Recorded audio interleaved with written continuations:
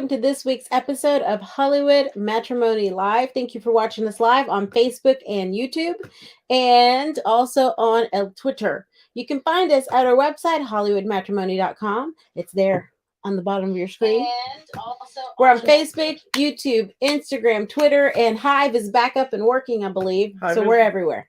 Hive is back up. It still moves a little slow, but it's there. Okay. The biggest good thing about Hive, the best thing about Hive though is all their links you put on there are clickable, which is great. Which that's the thing I don't like about Instagram. Yeah, you have to put it into your story or something or tag it, or you have to go up to your. It's a whole ordeal that I don't like doing because I'm tired. Oh well. Anyway, right. Well, thank you so much. Well, we weren't sure if we were going to be here today. We had family Christmas time tonight.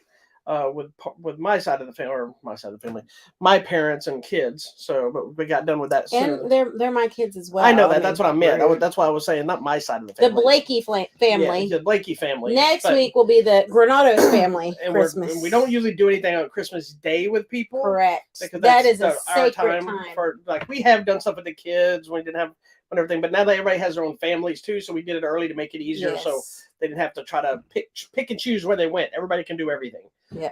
And we also were not greedy people saying we must have you on Christmas. No. But we're also got a big trip coming up that we can't wait to talk about next week.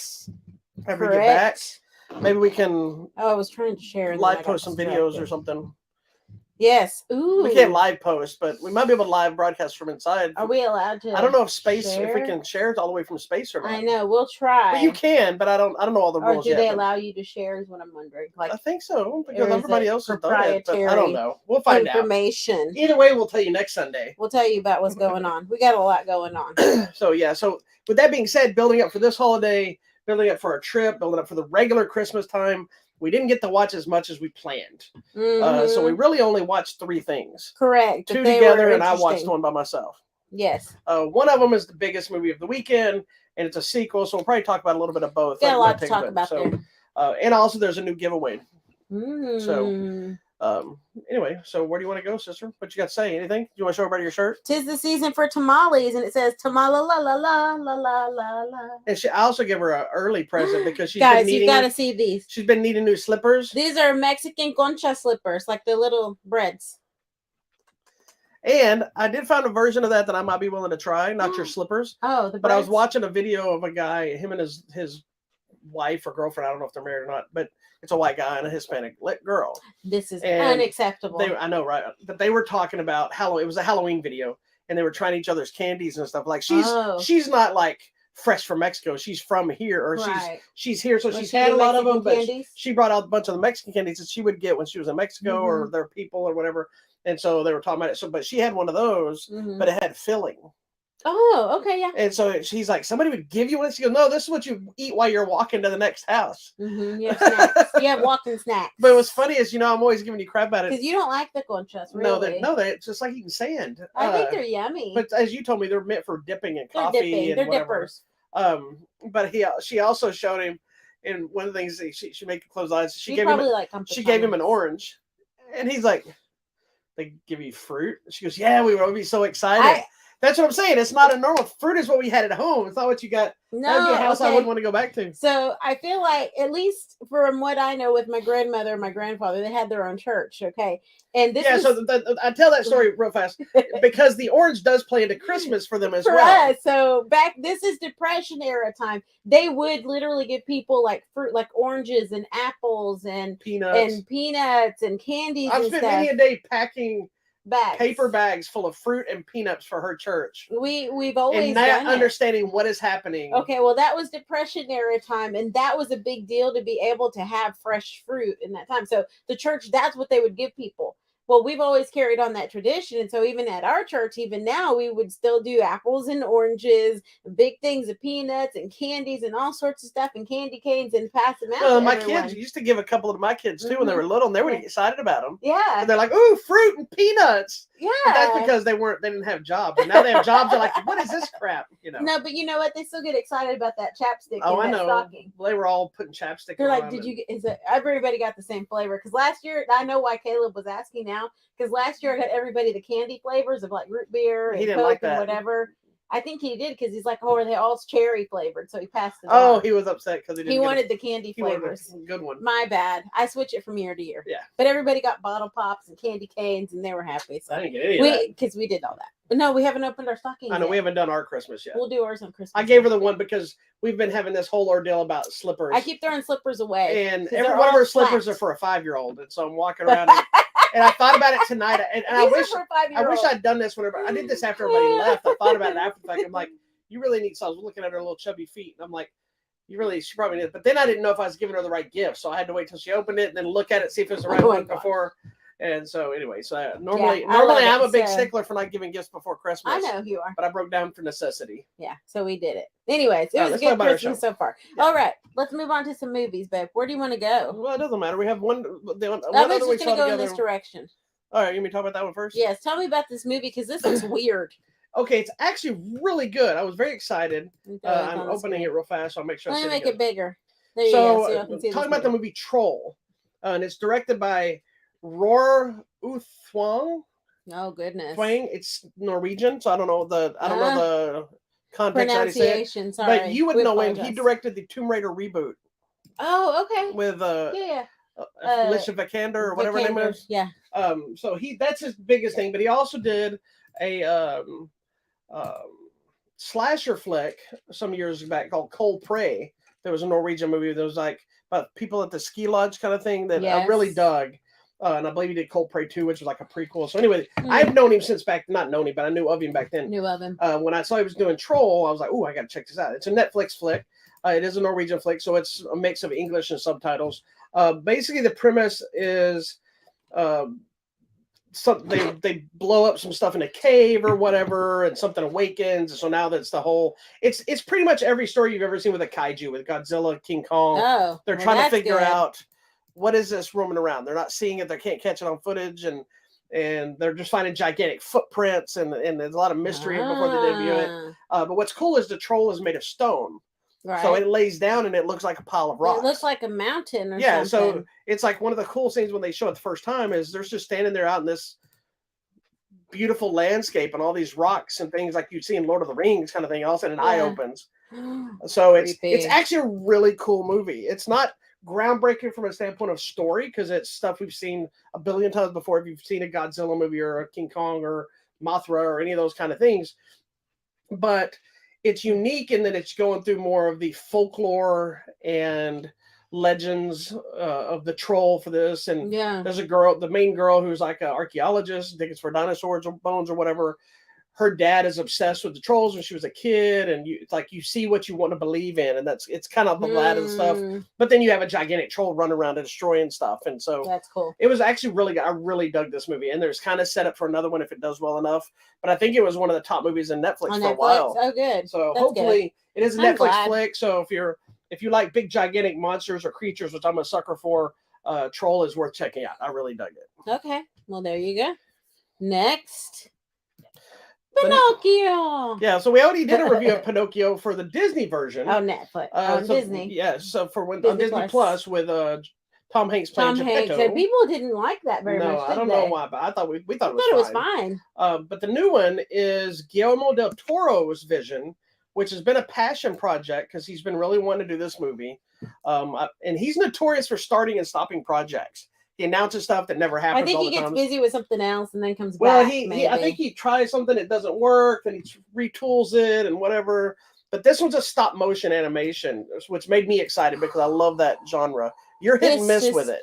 Yeah, and I'm just you don't like the weird designs of his stuff, but I'm astounded by stop motion anyway because it takes like 10 years to do anything. This one he said it took 18 years or something. Yeah, between trying to develop it and whatever. But I mean, to me, that whole art form is just like, why? But I mean, I get it because you get something amazing like this, and this was stop motion with like a cleanup after effect of animation. And I'm hit and miss on that because I think I talked about this on the Wendell and Wild movie. Yeah, is Henry Selick. When he made that, he wanted to make it like the old ways, where like when you did Nightmare Before Christmas and Corpse Bride and all those kind of James Giant Peach, where you saw the Every outlines of where little you would take the lines. mouth off and put the next mouth on. Yeah. Where a lot of them make them now and they clean them up so they don't look So like you don't that. see the lines. But that's part of kind of the charm. I know. It is. So that's what they did. This one, it's a little more seamless. It's very much visually reminded very much of Coraline and Paranorman.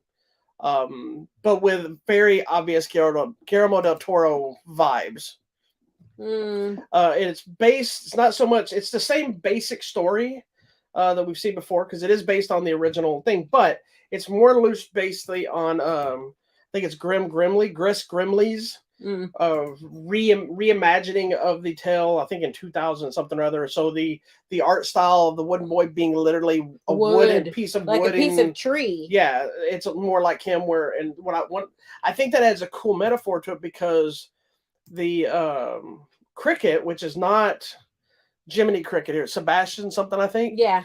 But lives inside the tree that is used to make. He's like, Pinocchio. Hey, what are y'all messing with my tree for? And so the metaphor that he was always the conscience, he's literally inside him. That to me made more sense than a Jiminy Cricket in a way. Yeah, and he looks like a cricket because he lived inside his chestises, like his heart and his soul. Giving him life. He is part of the tree. And and he looks like a cricket. It made so much more sense, but it is a darker story. It's very dark. It's sad. It's a lot sadder. And I like even the surroundings of it are dark. Like the skies are so gray and sad. And the moments where you see Geppetto, I guess, with the thing, and he starts to like get happy, then it gets brighter. So I liked all that. We did a lot of work here with all that. And I was like, is that Obi-Wan Kenobi playing the voice of the cricket? Yeah. But it is. But it was really interesting, and I did like it. The tree, Pinocchio is this little tree picture. If you see there, it's kind of creepy, man. It really is. Let me give you all the bigger picture. That's kind of creepy because it's literally a piece of wood. The story of how Geppetto makes him is actually very sad, and I don't want to give it away, but he's in a state where he kind of quickly carves his. He's like, "I'll finish you tomorrow," not expecting that this really rough tree little boy creature is going to come to life. It was really interesting though. Well, and I also think the setting of the movie is in a excuse me, it's like torn fascist Italy during the war, and so it's a lot sadder surroundings. It's not a lot of, there's some singing in it here and there, but it's not like happy diving through the town. Like these buildings are destroyed, but you still have a lot of the same story elements. Yeah. So it does add a little bit of a heavier tone to it, but I think it makes you get a little more invested in the characters and the reasoning for wanting the Pinocchio puppet to become a real boy. Yeah, makes more sense because of the sadness Geppetto and the depression. Is like broken. He's kind of an alcoholic. He's kind of just so broken and distraught. It's not a kid's movie from a standpoint of really happiness, but it's also not an adult movie where a kid couldn't watch it. They just may not. I think maybe older kids. Yeah, I think kids probably wouldn't always understand. It's a little bit dark and it's a little bit creepy at times. I guess even the crickets. I really dug this movie, and I'm not the hugest Pinocchio fan of the story, but I really dug this one. The look of it, the small details always get me. Where stuff like there's one part where Geppetto falls down steps, and he falls and he's hitting his chin on each step, and it's like. The detail to make that section thing happen to me makes it so much more impressive when you see it all come to life. Yeah, it was actually really good. And I appreciate the art form of the stop motion in this, and because you can see it. And then if you stay, there's like a little behind the scenes. Yeah, there's a whole different Netflix special. It's amazing. And you know what? I have to. Hopefully, this isn't offensive to people, but I appreciate Guillermo del Toro that he specifically picked a company in Mexico. He's like, I'm going to give jobs to Mexico doing stop motion. They're the animators, right? Yeah. He's like, they can do the same job anybody else could do. Yeah. So I appreciated that just from that background perspective, knowing that he gave jobs to other people who are probably struggling during the past few years. Well, he's one of the people too right now. I like that. It's related but not related, but all this big questioning and controversy of the AI art. Yes. He's one of the people very outspoken about how he thinks this is wrong and this is a slap in the face to artists and creativity. I forgot his exact word, but it was very blunt. And I agree with it. I mean, like if you can just plug in what you want and then out comes an entire drawing or out comes an entire comic book storyline, which somebody did. I know. Nobody's put any effort into that. Nobody's working. I still feel bad for the poor man that we don't use the matte paintings anymore. Right. Like, but still it's sad. like I can see its usefulness for cleaning up stuff and creating things for movies and things like this, but it's sad. It's going to so many people are losing work. It can make a quality of artwork that some artists can do, but somebody else, I'll even say myself, as who's a cartoonist and I have my own style, my style it would be gone. Yeah. And who's going to pay for my style that's a simple style or maybe not exactly what when I could have plugged that over here and said, I want Disney style and I want Pinocchio and I want it to look like this. And then it turns it out exactly what everybody wants. And the love is gone. The effort, the years of learning to draw. And like, there's a quote, and I'll not mess up the quote, I know, but, and it's about artists and people complaining about what they pay for art. Yeah. And somebody saying, like, I think in this one thing, it was like complaining about having to pay $30 for a drawing for somebody at a convention. And it says, you're not paying for $30. You're paying for all the hours this person learned to draw. Not even that one drawing, but learning to draw, their materials, their effort, their passions, and everything to get to the point to draw that one photo for you in that time period. Yeah, I was gonna say, you hit the word. To me, it's that passion. Yeah. You know, it's somebody's, like, okay, you always talk about your art style like you're just a cartoonist, but that's a big deal. I know. You know, and even like that one. I'm the most self-deprecating artist you can probably ever meet. The one that I really like, I don't even know where those drawings are. That Mexican, I don't know if he's Mexican or Colombian. Yeah. But that weird horror style is like, this is the most creative, cool thing I've ever seen. And then he has a passion just for horror figures. Well, and it looks so simple.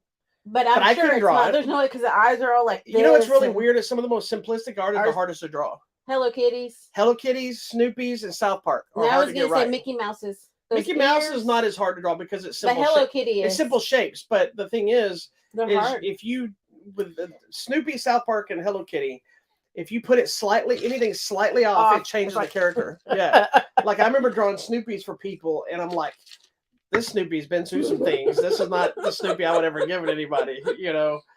But that's what makes them unique. Is it's that specific thing. And I read like 3 pages of some comic somebody made, and they were sharing it out, and somebody was talking about the debate of like, this comic is beautiful, but you know, where's the integrity aspect of it? And I was reading it, and somebody hit it right on the head, and I was thinking it as I saw it. I'm like, this art looks amazing, the color's amazing, but all the characters' eyes were dead. And it's a drawing, you know. I would draw the eyes the same way, but there was something dead eyes. There was nothing. The way the eyes sat, the way it looked, and maybe it's because you knew it was AI, so you immediately recognized the depth. But and I get it. I mean, in my perspective, that's happened to me when you look at like digitally created music. Yeah. It's too perfect, and real music is not. There's always a fluctuation or a thing of a voice, a wavering, and that's what makes music so beautiful. Is everybody's interpretation of it.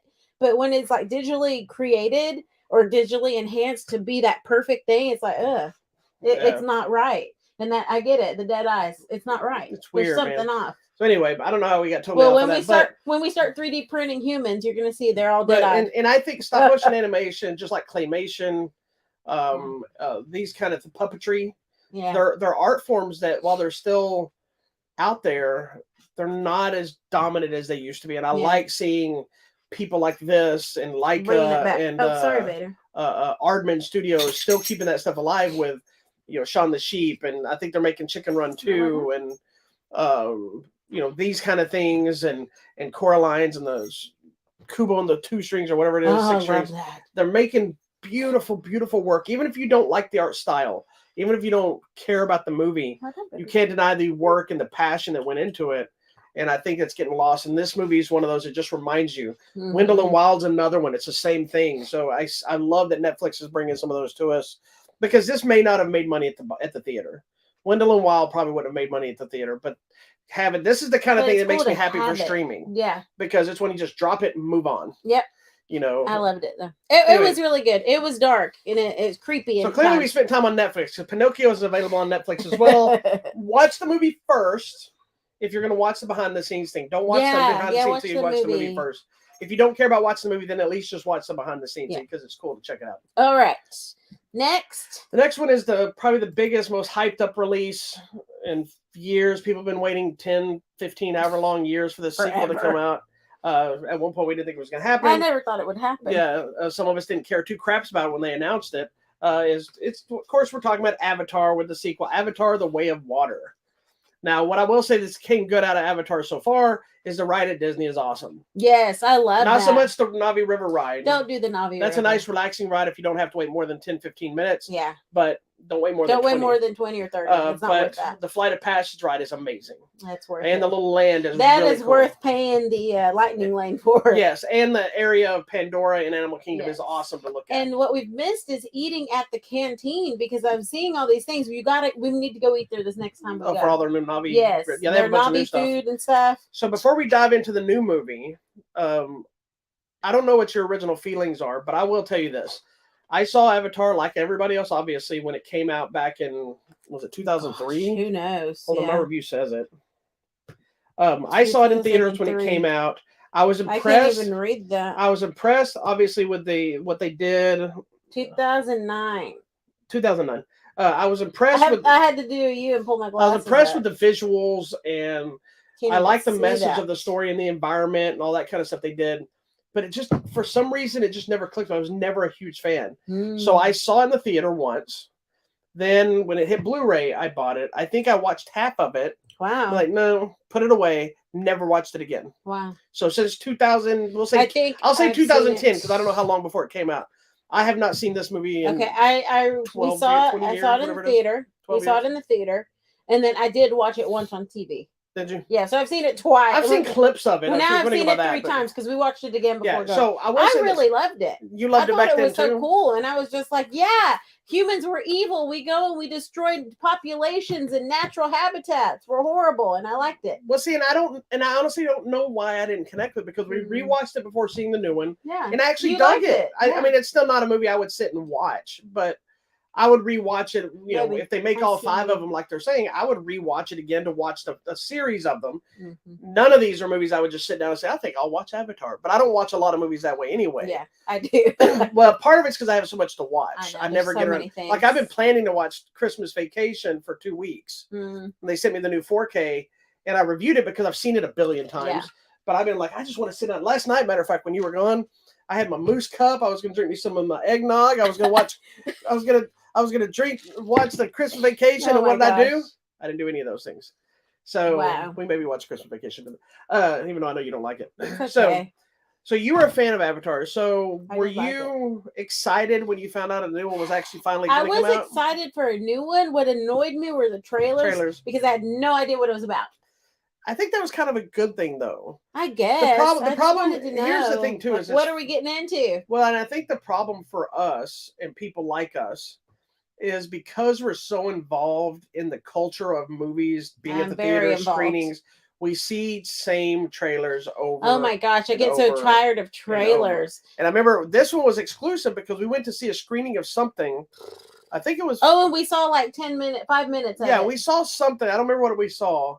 But they had a special screening for just the trailer. Yeah. The original teaser trailer. So we saw it before the rest of the world. I feel like it was a long trailer. It was like 3 or 4 minutes. Yeah, but it had no dialogue. It was just the visuals. And we both came out and we were like, and they showed it to us like, 4 times? They showed it like 2 or 3 times in a row. And I know people were coming out like, whoa. And I'm like, man, it looks amazing. And you were like, I have no idea what's going on in that trailer. That's what annoyed me. But then seeing that trailer like 20 times. Yeah. I think most people, like we mentioned, the kids were like, oh, I've only seen the trailer once. And I'm like, I've seen this trailer like 10 times. Literally. Like you start seeing it every time you go to the movies. But because we do go to the movies a lot, or we watch a lot of screen or whatever, I just feel like I see these trailers so much and I had no idea what this was about going into it. Now, I did like it. Now that I know the new one, I totally liked it. And I will say this: I went in with the new one with excitement from a standpoint of like, what has he worked on? What has he done? What's new? I know that James Cameron is obsessed with the ocean, so I know this one had to be even a bigger passion of this film story for him because he's got to bring the whole depth of the ocean project. And so I was excited to see how they played that out. How much new stuff we were going to get. Was it going to just be a rehash of the original? There was a lot of things that were going through my mind. I really wanted to see it. Then I found out it was over 3 hours. And then I was like, oh. Now my concern, anytime I hear of any movie, not just Avatar, any movie like Avengers Endgame, I think was over 3 hours. And even with that movie, I'm like, please make it not one of those that's 3 hours because they stretching crap out that doesn't need to be stretched out. So finally, we got to the screening. We saw the movie. I really like the new one. I like it more so than the original. Really? Yes. I would actually probably watch the new one again before I would watch the first one again. And the main reason I think was not necessarily the visuals of the ocean stuff, while amazing and awesome. It's because it had less human element. Correct. I felt like this was a Na'vi movie. Yeah. With this one, it's the back and forth, the back and forth. I just wanted to see the aliens and the creatures and the fighting. Yeah, I do think I like this one more. I think, too, because we get to learn more about the different tribes. I won't spoil anything, but obviously the water people and the air people and the mountain people or whatever. Did they say there was all those different people? Well, or you're just they're saying they're calling these people what, the mountain people? No, they were the jungle people. Jungle people, whatever. Who knows? There's got to be. I mean, assuming if you're doing 5 movies, there's probably other lands and people. Who knows? Desert people. I don't know. I just thought it was interesting. I do think there were some moments where they did stretch out a lot of the underwater stuff, just visually. But it was pretty. There's probably 30 minutes of that movie that can be trimmed out. Yeah. That's just watching the visuals and stuff. But at the same time, I'm thinking, as the filmmaker and what they accomplished and what they're put together, I don't know if I would be like, put it all in there. Look at all that work we did. and it's interesting when we watched that 2020 special and you see they just did it in this ginormous tank. Yeah. I mean, with 200,000 gallons of water or whatever it was. I mean, yeah, you better put it all in there. That was a lot of work. And these actors went through so much work. I would not be able to do that. I would have been original Avatar, yes. Water Avatar, I'm out. Now, I will say story-wise, I really liked it. There are some rehashing of certain elements. They did bring some characters back that shouldn't have been back, but they did in a clever way. I kind of wish on probably the bad guy character. Some of it's obvious, but I'm not going to say anything anyway about it. But I kind of, even though as much as I love them, I wish they had done something different with the whole reasoning. Yeah, I agree. But at the same time, I get it because it kind of plays into whatever thing happened and help evolution. I like that they evolved it for years later. It wasn't just let's keep going. It's like 6 months later, let's keep going. It's years. Now there's a whole family. There's a new set of kids to talk to. There's different elements. There's new questions and new mysteries that aren't completely solved this time around. I love the water people, whatever they're called. Did I write it on here? I don't think I wrote it on here. I think I did. But yeah, I actually really dug the movie. I thought the action was cool. I'm trying to see. Sorry. Trying to see if I put it on the review somewhere. I thought I did, but maybe I didn't. Oh well, doesn't matter.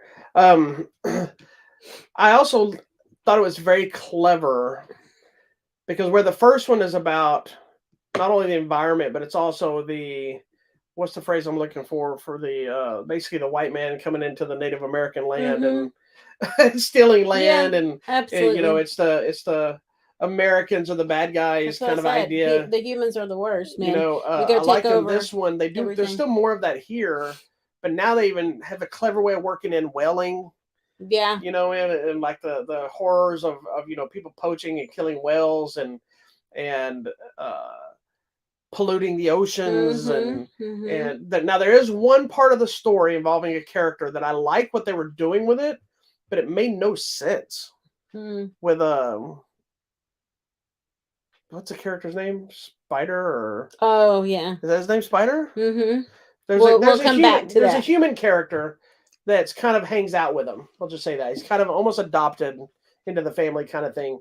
But there's a whole sub story with him that the idea works, but the way it's acted and the way it plays out doesn't make sense. Yeah, a lot of times. It's a little weird. It's like if I was mad at you, but then I still brought you food and go, here, dear.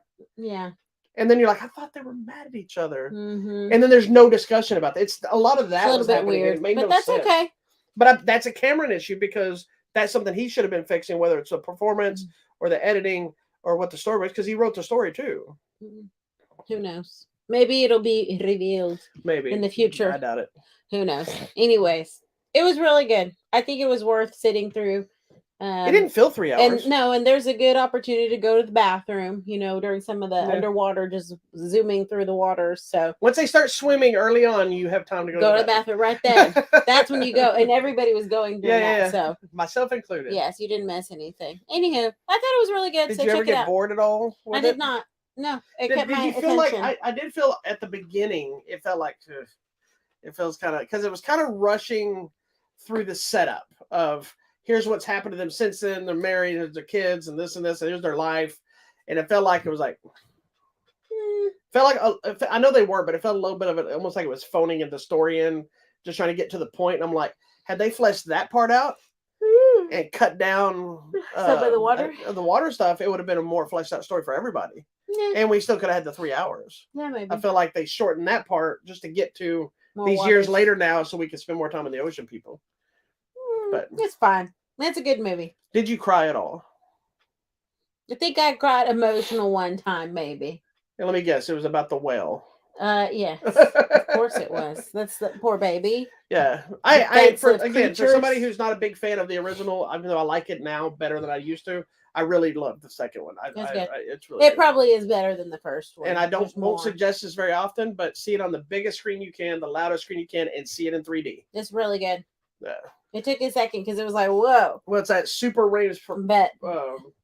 frames per second. So the only downside of that is it makes everything look super vibrant. Mm-hmm. The depth of it looks amazing, but it does make some of the CG kind of wonky at times where it looks a little faker because of its rates per second. But it is worth it. It's meant to be that way. It was good though.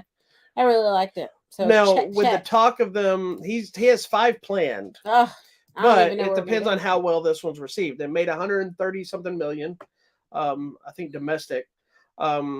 Which is lower than what they anticipated, but it's higher than what the original made when it came out, and then ended up going on to becoming the number 1 movie of all time. Still, is it still? Yeah, it still is. And just like Titanic from him too, started off at very low numbers, but it had legs with it, and that's kind of where they talked about his films. Do you have an excitement to at least see another one right now after seeing this one? Or are you fine with this? That was it and we're done? No, I'd like to see one more. I think one more. I don't think 5. That seems excessive. Well, the rumor is that the 5th one is probably going to come to Earth. Oh, why? There's nothing left on Earth. According to the thing, they're running out of resources and oxygen. Well, maybe that's the thing. Maybe they're going to go or maybe the Na'vi are going to go to bring the war home. Or this sounds very Planet of the Apes. Yeah, it's Planet of the Apes or Star Trek 4. Yeah, they all got to have one of those eventually. I guess so. And it's our favorite, so that's true. I mean, who knows? We'll see what happens over time. We'll see. But is that all you got then? That's all we got. All right. Well, Avatar: The Way of Water is in theaters now. It looks amazing. It's beautiful. Check it. Even if you don't care anything about it, it's a visually amazing. So big props to James Cameron for sticking to doing what he wants to do. There you go. All Next. Right. Well, that's pretty much it. Oh, are we on there? That was all the movies. So I guess we're talking about giveaways. Well, actually, were we going to talk about Christmas movies? What's your favorite Christmas movie? Well, it depends on. Yeah, we were talking about that. It's kind of it depends on. I have a few. So it kind of depends on what you're going with. If you're going with the action movies, the comedies, the horror, what are your go-to movies? Throw me some. I'm going to go with what I just mentioned. Is one of my all-time favorite Christmas movies is National Lampoon's Christmas Vacation. It's just a classic movie. It's funny. Yeah. You got my moose cup. I don't know why that makes you laugh every time I say it. It's ridiculous. And it's actually the moose is actually from National Lampoon's Vacation from Wally World. Yes. That's the Wally World moose. So, but I just love that movie. They just recently put it out on 4K, so it's a little more fresh in my brain. If I was to go with a comedy, that's one of those up there. The other one is that I really love. We just watched is a fun movie, which is The Night Before. The Night Before. That's one of my favorites. So it is one of my favorite movies. I love that. I just love when he's in the church and he's like, "We did not kill Jesus." That's right. That and I love when he's doing the video and cussing out the baby. Yes. Your stupid baby arms. So there's all kinds of stuff I want to say to the grandbaby, but some of it's inappropriate. Yeah, very. And what you got? I think The Night Before was one of my favorites. I really liked Fat Man. Fat Man's great. Was what, a year or two ago? Yeah. It was in 2020. Great movie about Santa Claus. Played by Mel Gibson. Played by Mel Gibson. So if you don't like Mel Gibson, that's okay. The other one I really like is one that just came out this year, Violent Night. Such a good movie. I think they're already talking about a sequel. Oh, I hope so. I want to watch it again. One of the things I heard, they were talking about a sequel to possibly bring in Mrs. Claus. Oh, because she sent him some stuff. The other one I think too is the other one that just came out on Apple TV Plus, which is the Ryan Reynolds and yeah. That is actually normally I'd be against it because it's a musical. I'm not a big musical, but that movie's funny. It is fun. Instant classic, you guys. Good afternoon. Instant classic. You only get that joke if you watch the movie. There's some good options there, but tell us your favorite Christmas movie. We'll get back to you. My favorite Christmas movie all the time would obviously be A Christmas Story because I love that movie. I know you don't love it. I don't get it.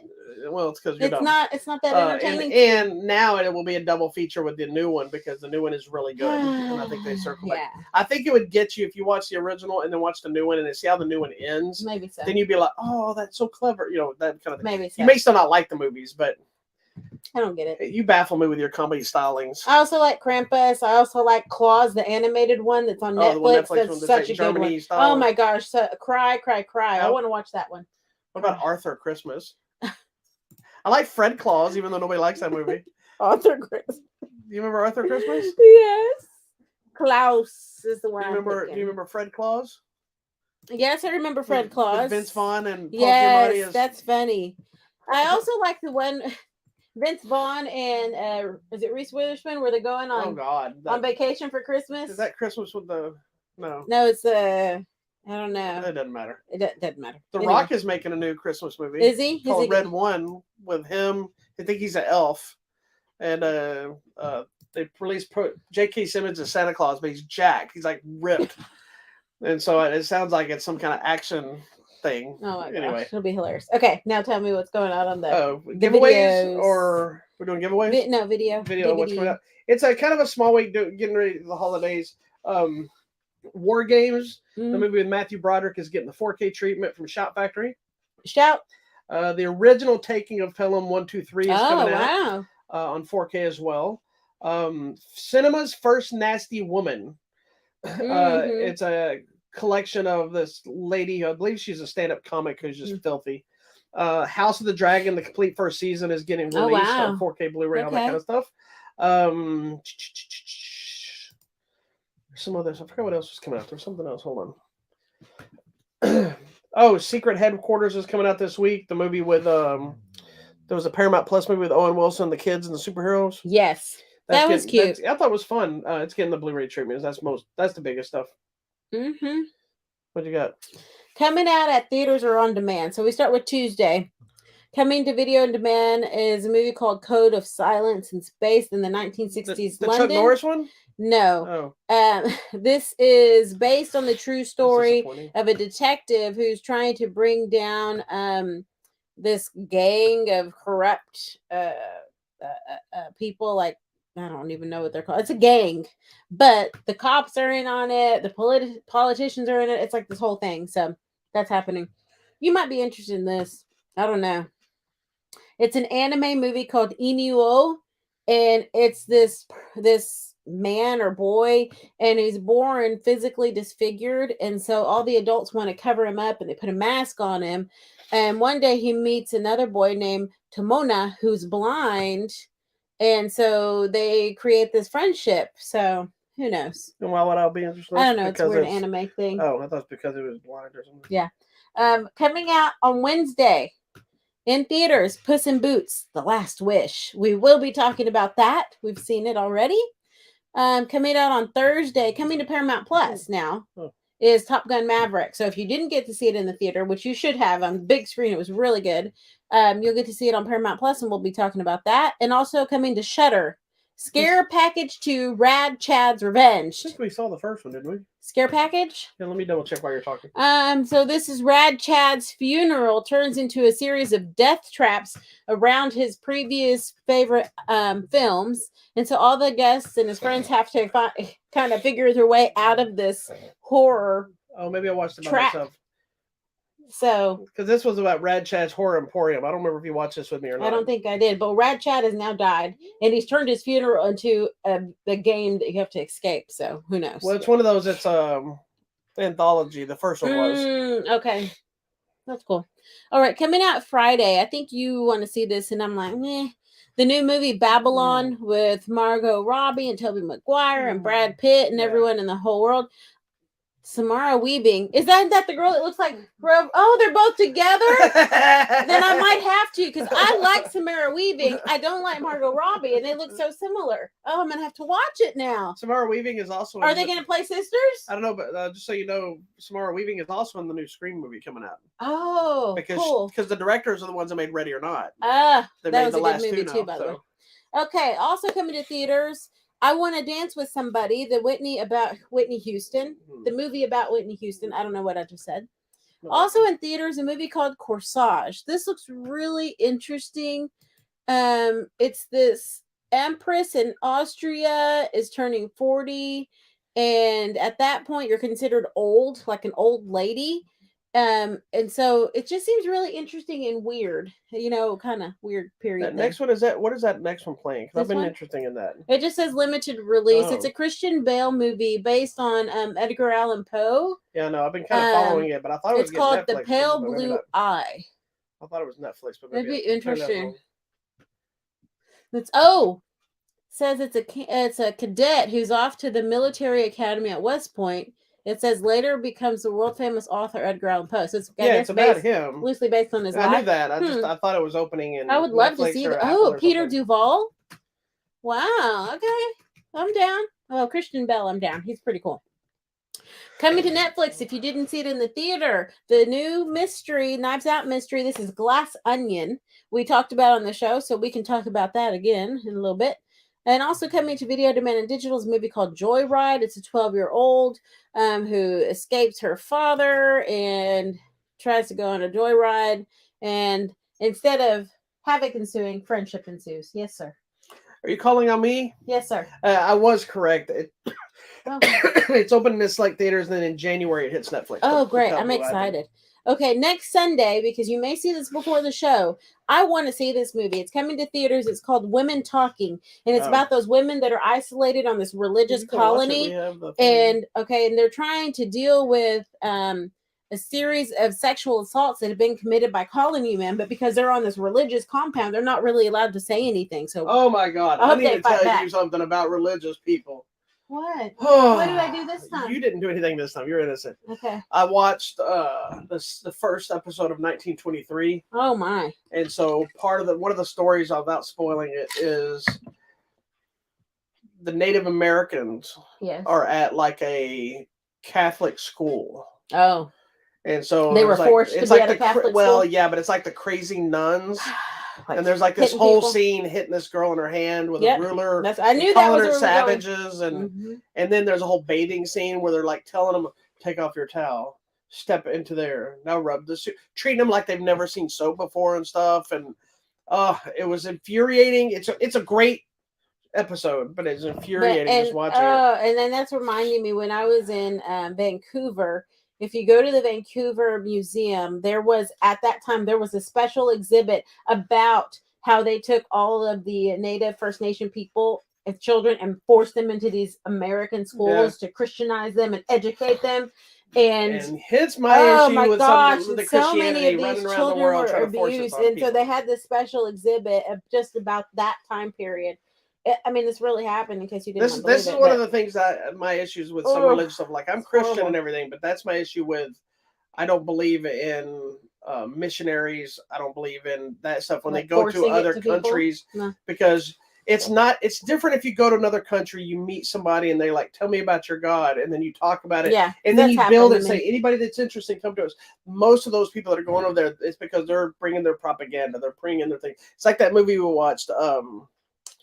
What was it with Adam Driver and all that? I think it was Christian Bale as well, and it was all about they were forcing the Christianity on the Asian people or whatever it was, and then they got beat down. That stuff drives me crazy. I'm sorry. Go ahead. I didn't mean to get into that. Sorry. I'm kind of hit and miss on that. Anyway, Women Talking. Also coming to Netflix, if you haven't seen it yet, Matilda the Musical, and another movie called Ever no, ever. Let's start After again. English is Ever our second language. Happy. It is. After Ever Happy. It is the 4th installment in the After series. If you read those little books. There's an After series? Oh, gosh. Yeah. Okay. It's like a little romance series. All right, This is After Ever Happy instead of Happily right. Ever After. Is Oh, that my it Lord. Yes, I struggled on that. Please excuse me. All right. So on our giveaways this week, we have most of the same stuff I've been telling you because we've had extra copies. I've got a couple things that nobody's even entered for. So you have a pretty good chance. I'm not going to tell you which one, so go enter for everything. But we do have a new one. I have digital copies of The Menu, which is one of my favorite movies this year. We have multiple digital copies of it. So if you're interested in that or you haven't seen it, if it's not playing near you or whatever the case is, just shoot us a message. You're more likely to win a copy of that quickly. Mm-hmm. We still have a couple of copies of 3,000 Years of Longing left. Yep. Don't Worry, Darling. Easter Sunday, they sent me a bunch of the copies of that. Nope. Jordan Peele's film. Nope. And finally, Alienoid. Now, what I want to tell you is one of the reasons I have so many copies of stuff, and there is no limit of how many times you can enter, because what I tend to do to try to make it fair, especially if I don't have a whole lot of entries for one thing, if I pick your name out of something, a lot of times I'll discredit your name I'll discard your name in a different drawing. Not because I'm not trying to not let you win, but I'm trying to make it fair because I want different people to win stuff while I'm doing one set. But if I discarded it and you've re-entered and I'm doing another set and say I'm giving away another copy of Easter Sunday and your name pops up, I'm not gonna be like, I already discarded you, delete. You could win at that time. So I get a lot of names and they're drawn at random. None of our contests have right or wrong answers. They're randomly chosen. It's not I think that's the funniest answer. No, we put it in the bucket and check it. The only time that comes into case is if it's somebody that gives me such a genius, clever answer that I'm like, finally somebody gets it about like this genre, like, or they know about this really obscure martial arts related thing or anime. Say, oh yes, I like when so and so and he moved this. I'm like, okay, that's a real fan. They deserve it. They deserve it. 99% of the time, it's just I've thrown them in there. I'm like, choose, you win. So done. Anyway, so go try them. If you've already entered, enter again. Okay, there you go. Well, that's it for today, my friends. Thank you so much for watching this week's episode of Hollywood Matrimony Live. Make sure you check out our website, hollywoodmatrimony.com, and click the contest button so you can get all this free stuff. Go find us on YouTube, Instagram, Twitter, Facebook, and Hive. And I lied. We are not in space next week for the show. We leave for space after the show, so it'll be the week after. But we'll probably give you a little tease of what we're going to be into next week. Yeah, we should. Well, next week's Christmas Day. So we'll probably still do a show because we're not doing anything anyway. We'll be here. So we'll be here for your holiday. We may do a festive show and talk about a lot of holiday I can stuff. put on Christmas. Oh, I already got Christmas stuff. You say that like you wouldn't do it anyway. You probably have bell earrings on or some antlers or some crap. I have snowmans. Oh, whatever. Anyway, if we don't talk to you, you're excuse me, I'm sleepy. Are you sleepy? Sorry about that. We hope everybody has a wonderful Christmas, happy holidays, Kwanzaa, Hanukkah. What else is everybody? I don't know. Whatever your religion and the holiday spirit is, that's what we hope you have, and I hope you have a great one. Because I don't judge anybody, I let them do their thing. You know what? We were talking about this earlier. I just want to throw it out there. Stop being so judgmental about what people say to you in relation to their religion or the relation to their holiday. If somebody says, bless you, I will take it. Then just say thank you and move on. Mm-hmm. You don't have to be like, I don't believe in that. What did you say? Somebody said to you one time? In the drive-thru, someone's like, Allah bless you. I was like, okay, thank you. It's doing nothing but giving you a blessing to say, hope things go well. Hope, I wish you happiness. Just take it and move on. If you don't want to take it as the blessing, then just be like, and keep going and ignore it. Be like the baby and be like, happy day to you. Happy day to you. Yeah, it's I'll take a happy day. Take it as what it is, which is people being nice, people caring about someone else, and think about all the other people that don't give two craps about you or about your day or about everybody else and the hate that's in this world. Haters. If somebody like my dad when he left today, he's like, "God bless you, son." I'm like, "Thanks, Dad." It's like, take it. It's not an offense thing. It's not an attack. We all believe what we believe. We all do what we're going to do, but just be nice to people. Get over it. And if somebody says happy holidays, they're not trying to destroy Christmas. Happy holidays has been being said long before we were alive. So get over yourselves. Sorry. All right then. Peace and love. See you next day on Christmas. All right. Sorry.